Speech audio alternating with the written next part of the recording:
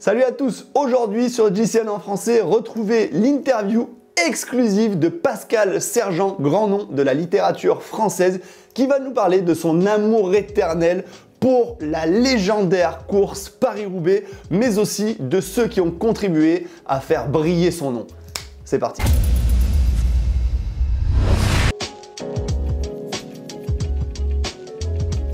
La course est commencée parce que d'abord en 1895, deux personnes, Théo Vienne et Maurice Pérez, décident de créer un vélodrome à Roubaix. C'était un peu de nouveauté puisqu'il y avait d'abord des vélodromes à Paris, le Parc des Princes notamment, la Cipale à Vincennes, et Maurice Pérez et Vienne se disent on va aussi faire des courses sur piste à Roubaix. Donc ils construisent d'abord en 1895 un vélodrome, et ils ont l'idée dans l'hiver de créer une épreuve qui arriverait à Roubaix. D'habitude les classiques à l'époque, donc c'était Bordeaux-Paris, Paris-Brest-Paris, les épreuves arrivaient, les grandes épreuves arrivaient toujours à Paris, et Vienne et Pérez se disent on va créer une épreuve qui arrivera en province, c'était une première, et sur leur vélodrome. Et donc ça a été un succès quasi immédiat parce qu'on a Joseph Fischer qui gagne la première édition en 1896, et Maurice Garin qui était un grand champion déjà de l'époque, qui était nordiste, italien mais fixé dans le nord de la France, se classe 3e. Et l'année d'après, en 1897 et 1898, Maurice Garin gagne, et ça a été vraiment le développement complet de cette épreuve de Paris-Roubaix qui aujourd'hui est reconnue dans le monde entier. Alors, il y a beaucoup de différences. D'abord sur le parcours, puisque le parcours à l'époque partait de la Porte Maillot, prenait ce qu'on appelle les routes nationales, donc c'était les grandes routes qui remontaient dans le nord directement, en passant par Amiens, par Arras, par Lens, le secteur minier, et pour arriver à Roubaix. Donc c'était le parcours, je dirais, traditionnel, mais au fil du temps, les routes nationales étaient fort empruntées par les automobiles, les véhicules, il y avait beaucoup de véhicules. Et puis il y avait ces pavés, mais il manquait de plus en plus de pavés. Donc Jacques Godet, et le grand tournant, c'est au milieu des années 50, où Jacques Godet comprend qu'il faut absolument trouver un autre parcours pour qu'on puisse retrouver les pavés. Et donc il y a un changement complet de parcours. On passe désormais par Valenciennes. Et le deuxième changement important date de 1968, où Jacques Godet avait été très marqué, défavorablement, par un sprint royal sur la piste de Roubaix, où il y a tous les meilleurs, où il y a une dizaine de coureurs qui arrivent, gagnés. Yann Janssen devance au sprint, les Van Looy, les Rudy Altig, le jeune Merckx, tous les meilleurs coureurs sont là. Et au lieu d'être très heureux, Jacques Godet est vraiment très mécontent, très en colère même d'ailleurs. Et il se dit c'est pas possible que Paris-Roubaix puisse arriver au sprint avec une dizaine de coureurs. Donc il demande à Albert Bouvet, qui était l'un de ses collaborateurs, de trouver des secteurs pavés beaucoup plus difficiles. Et c'est là que Jacques Godet officialise, à la demande d'Albert Bouvet, le passage de la trouée de Vallers-Sarambert. Et c'est Jean Sablinski qui connaissait le secteur, qui avait dit à Albert Bouvet, si tu veux un Paris-Roubaix difficile, il faut passer la trouée d'Arambert. Et donc c'est la première année 1968, et en plus on a un champion d'exception, puisque Eddy Merckx gagne à Roubaix. Et donc ça a été le grand changement, et aujourd'hui on a un Paris-Roubaix qui est beaucoup plus difficile que les Paris-Roubaix des années 20, des années 30, ou même des débuts. Puisqu'on a 50 km de pavés, mais c'est 50 km de pavés très très difficiles, forcément. Et dans les années 30, 40 ou 50, c'était encore des pavés, mais c'était les routes nationales, donc les pavés étaient meilleurs. Aujourd'hui, ces pavés ne sont utilisés qu'une fois par an par les cyclistes, et toute l'année par des tracteurs qui défoncent un petit peu les secteurs pavés. Et donc ces secteurs pavés sont beaucoup plus difficiles aujourd'hui qu'avant. Pour gagner Roubaix, je pense qu'il faut d'abord avoir le mental. Duc de Lassalle me dit souvent d'ailleurs, il me disait que le 1er janvier de chaque année, il prenait son vélo, il avait déjà Roubaix en tête. Quand on n'a pas Roubaix en tête, on ne peut pas ou alors c'est beaucoup plus difficile, il faut vraiment être motivé pour la préparation, pour l'endurance, pour la difficulté de la course. Il faut vivre Roubaix, vivre que pour Roubaix. Et donc, parce que c'est une course qui est quand même très différente des autres. Il y a le Tour des Flandres qui s'approche un peu, mais Roubaix c'est une épreuve de 250-260 km où il faut toujours être en prise, toujours être très vigilant, pas seulement sur les pavés, mais aussi sur le macadam, tout ce qui peut arriver avant, les chutes, il y a beaucoup de tensions. Les coureurs arrivent sur le premier secteur pavé de Troisville très énervés parce qu'il est important que leur leader soit devant, et le leader il y a déjà une course dans la course avant les secteurs pavés. Et ensuite, aux abords des différents secteurs pavés, c'est un sprint permanent. En fait, Paris-Roubaix, c'est une épreuve de sprint. Quasiment de Compiègne jusqu'à Roubaix, où il faut être très vigilant, très performant, avoir un peu de chance. Mais même si on a un peu moins de chance et si on est très fort, on peut quand même faire quelque chose. Je me rappelle du Clos La Salle, lors de sa deuxième victoire en 93, il crève à Troisville. Le deuxième secteur pavé, il passe avec plus de 2 minutes de retard et finalement il gagne parce qu'il a une équipe et aussi parce qu'il a la volonté de vouloir terminer. C'est dans la tête que ça se passe, bien sûr dans les jambes, mais aussi dans la tête. Paris-Roubaix est une épreuve à part, une épreuve spéciale. Et ici dans le Nord, c'est une référence dans le Nord de la France. On a... parce que pendant très longtemps, la difficulté des coureurs sur ces pavés représentait un petit peu la difficulté de cette région, qui était une région textile, une région de labeur, une région très difficile du secteur minier. Donc les gens mettaient beaucoup d'ardeur au travail, c'était très fatigant. Et il y a un peu un lien entre ce travail des gens du Nord et la difficulté des coureurs sur Paris-Roubaix. Donc il y a quelque part une communion entre les spectateurs qui viennent et les coureurs ce jour-là, ce jour de Paris-Roubaix. Et ça date de plus de 100 ans. Dès le début, on a eu cette communion du peuple nordiste, et même bien au-delà. On a beaucoup de Belges qui viennent naturellement pour les coureurs belges, mais vous savez, quand je vais aller un peu plus loin, quand les coureurs arrivent au Vélodrome, que ça soit un Belge, un Italien, un Australien, ou n'importe un Suédois, un Moldave, n'importe quelle nationalité, il est acclamé comme un des nôtres, parce qu'il a vaincu toutes les difficultés, c'est un champion. Et quand on gagne Paris-Roubaix, on n'est plus un coureur. On est sorti du monde du sport, on devient quelque part une référence. Et c'est ce qui fait justement la grandeur de Paris-Roubaix et la grandeur de ses vainqueurs, et même de tous ses participants. Parce qu'on demande beaucoup, à droite à gauche, quand on est dans des réceptions, ou est-ce que vous avez fait le Tour de France? Et est-ce que vous avez fait Paris-Roubaix? Bon, ce sont les deux épreuves qui sont hors normes. Et ça marque les coureurs, mais ça marque aussi toute la population du Nord. Alors, longtemps, très longtemps, trop longtemps, les coureurs cyclistes français ne vivaient que pour le Tour de France.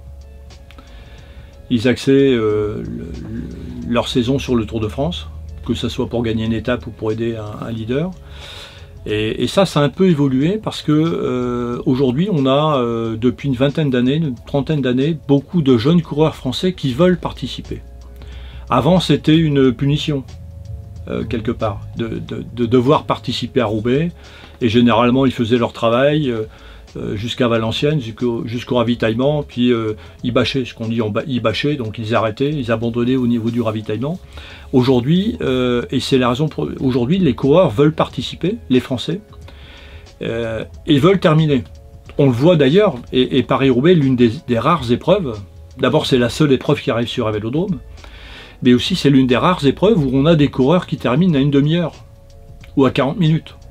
Et il y en a même qui terminent après les délais, mais ils veulent terminer pour pouvoir rouler sur cette piste et dire j'ai malgré tout terminé Paris-Roubaix. Donc il y a eu une évolution importante, et c'est ce qui fait la grandeur aussi de l'épreuve, où on voit des coureurs qui veulent impérativement terminer. Il y avait Evaldas Siskevicius il y a quelques années qui était devant le camion balai, qui était à plus d'une demi-heure. On lui disait bah, écoute, abandonne, c'est bon.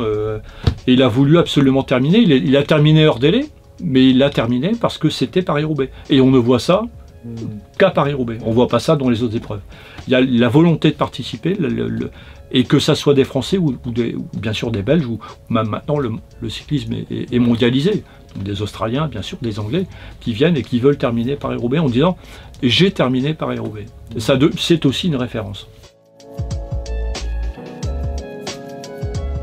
Chaque période quasiment a eu ses héros dans Paris-Roubaix. Avant 1914, c'était par exemple Octave Lapise. Première participation, première victoire, il gagne ensuite les 2 années suivantes. Il y a eu les années 30, où il y a eu Gaston Rebry qui était on l'appelait le bulldog, qui était ramassé sur son vélo, qui passait très bien les pavés, 3 victoires. Il y a bien sûr, je dirais l'incomparable Fausto Coppi, meilleur partout et qui gagne en 50. Louison Bobet, l'arrivée de Rick Van Looy, qui aussi 3 victoires dans Roubaix, ce qui veut dire quelque chose. Bon, il y a Merckx évidemment qui est hors concours, puisqu'il est hors concours partout. Roger de Vlaminck, j'ai un petit... j'adore Roger de Vlaminck parce que c'était le routier type de Paris-Roubaix, des classiques, des épreuves difficiles, Tour des Flandres, il a gagné tout, San Remo, Lombardie, il a tout gagné finalement. Et donc Roger de Vlaminck, Francesco Moser qui reste une référence. Moser c'est un champion hors norme. J'adore Francesco Moser. C'est vraiment le coureur type de Paris-Roubaix, très puissant, très fort. Il passe les pavés en force. Contrairement à Roger de Vlaminck, et Merckx disait de Roger de Vlaminck, on a l'impression qu'il connaît l'emplacement de chaque pavé. Parce que il sait exactement où passer, éviter les ornières, les trous, attention quand il y a une flaque d'eau. C'était un champion des pavés aussi. Et puis dans la période récente, Johan Museeuw, Cancellara, Tom Boonen évidemment. Puis après quelques-uns de mes préférés, André Schmid, et j'ai toujours une grande pensée pour Franco Ballerini qui lui vivait aussi pour Paris-Roubaix. Il avait perdu une année un Paris-Roubaix de quelques centimètres devant Duclos-Lassalle, derrière Duclos-Lassalle. Duclos-Lassalle l'avait devancé de 2 centimètres, et ce jour-là il était le plus fort. Et il a compris comment on pouvait gagner Paris-Roubaix, c'est aussi en réfléchissant et en étant un peu plus intelligent. Parce que Duclos-Lassalle, quand il gagne son 2e Paris-Roubaix, en 93, il est moins bon que Ballerini, mais Ballerini a fait beaucoup plus d'efforts. Et c'est là qu'il a compris comment on pouvait gagner Paris-Roubaix. Il a gagné 2 fois ensuite. Donc c'est aussi ça à Paris-Roubaix. Et après, il y a les champions d'aujourd'hui. Il y en a 2 que j'aimerais bien voir. C'est Wout van Aert et Mathieu Van Der Poel qui ont toutes les capacités pour gagner à Roubaix. Et ça serait vraiment une consécration pour la course et pour eux. Et puis j'oublie pas Peter Sagan que j'adore et qui est aussi inclassable, qui était une vedette incomparable et qui reste une vedette incomparable d'ailleurs. Alors, le seul héros de Paris-Roubaix qui est au-dessus des héros, donc il y a un héros au-dessus des héros, c'est Roger de Vlaminck. Bon. Il y a 4 victoires, 9 podiums, et au-delà de ces 9 podiums, il joue sur le sort de la course à chaque coup. C'était un champion hors norme sur Paris-Roubaix, c'est Monsieur Paris-Roubaix.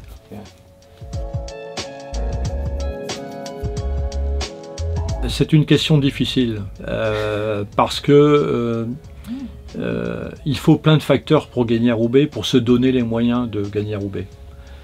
Comme je le disais tout à l'heure, il faut un peu de chance, il faut beaucoup de volonté, le mental, la force, la préparation. Donc toutes les épreuves qu'il y a avant, il faut être présent sur le Tour des Flandres, Wevelgem, Harelbeke, le 3, il y a toute une préparation qui est très longue. On sait qu'il y a beaucoup de coureurs motivés pour Paris-Roubaix. Il y a 10 ou 15 coureurs potentiellement qui peuvent gagner. plus, mais au moins 10-15 des favoris. Ces coureurs savent que gagner Roubaix, c'est rentrer dans l'histoire du sport, et dans l'histoire avec un grand H. C'est la grande histoire du sport. Parce que 10 ans, 20 ans, 30 ans, 40 ans plus tard, on reste toujours un vainqueur de Paris-Roubaix. Moi, j'ai eu la chance de connaître, par exemple, Léon Vandal, qui avait gagné Paris-Roubaix en 1958, l'année de ma naissance, et puis on avait sympathisé. Et Léon était toujours présenté, invariablement. Il avait gagné plein de courses, comme le vainqueur de Paris-Roubaix. Et ça l'a suivi jusqu'à la fin. Quand on gagne Paris-Roubaix, c'est pour toute la vie. Et ça reste ancré dans les mémoires de tous les supporters, en fait. Quand on rentre dans Paris-Suis, et pour les coureurs qui sont fanatiques de Paris-Roubaix, c'est tout le temps. Moi, je suis pas coureur, enfin, je n'ai pas été professionnel, je suis dans Paris-Roubaix tous les jours. Tous les jours, je suis dans Paris-Roubaix pour essayer de trouver un article, pour essayer de trouver un point de classement, pour essayer, regarde, il y a la liste des partants là, de cette année, c'est tout le temps, toute l'année dans Paris-Roubaix, et j'essaie de trouver un article dans un journal chinois où on parle de Paris-Roubaix, je cherche, ça arrive, ça existe, je suis dedans toute l'année. Comme les coureurs le sont quand ils préparent. Il y avait des coureurs, Bob Roll, tu connais Bob Roll? Bob Roll, coureur américain, il ne vivait que pour Paris-Roubaix. Tu connais, qui était chez 7-Eleven. Il ne vivait que pour Paris-Roubaix. Il n'a jamais terminé dans les 10 premiers, hein, mais il était que Paris-Roubaix. Et tu as des gens comme ça, ils sont fanatisés, des coureurs fanatisés par Paris-Roubaix. Duclos, Tchmil, Ballerini, et je sais qu'il y a des jeunes aujourd'hui qui ne vivent que pour Roubaix. Mais ça, c'est une longue histoire. C'est autre chose, hein, quand tu participes, que tu vois, les coureurs sont concentrés, ils sont dans leur histoire, à Compiègne, et donc c'est autre chose. C'est pas, pour moi, c'est plus une course. Hein, après, je suis pas objectif non plus, hein, c'est ce que je dis. Hein, mais bon, c'est une épreuve mythique. Et c'est pas galvaudé là, c'est vraiment quelque chose comme ça, quoi. Thank you very much. Thanks to come, and you're welcome in France. Merci à Pascal Sergent de nous avoir parlé avec tant d'amour de cette course légendaire. Moi, j'ai bien l'impression que je suis né beaucoup trop tard. En fait, ma génération, c'était celle d'il y a 50 ans avant. Merci à tous d'avoir suivi cet épisode JCN en français. On se retrouve très vite pour de nouvelles aventures. Je vous fais plein de bisous. Ciao!